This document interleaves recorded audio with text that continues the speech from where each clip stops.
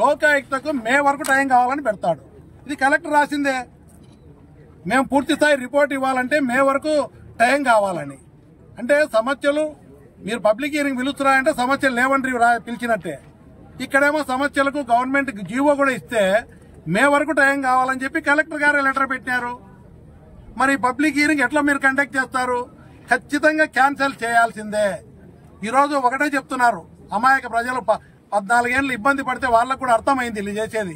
మీరు public hearing పిలిచినారంటే దాన్ని cancel చేయకుండా జరిపినారంటే మమ్మల్ని అమాయక రైతులను ఎస్సీ కుటుంబాలైన మమ్మల్ని మోసం చేయడమే అని వారు కళాఖండిగా చెప్తున్నారు.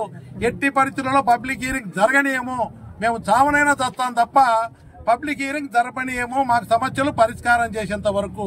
పరిష్కారం చేసిన తర్వాత ఇలా ఎన్ని పరిష్కారం అయినాక ప్లాంట్ పెడితే మంచిది అనుకుంటే పెట్టండి, అందరు సహకరిస్తారు.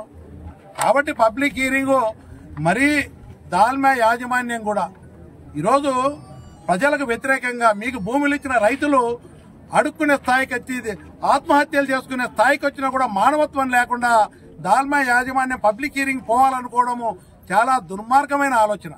అంటే వాళ్ళకి ఏమాత్రం కూడా ఇంతమంది ఇబ్బంది పడతా ఉంటే దాల్మా యాజమాన్యానికి ఇక్కడున్న ప్లాంట్ హెడ్లకు కానీ మానవత్వం కూడా లేకుండా రాక్షసానందం పొందుతా ఉన్నారు.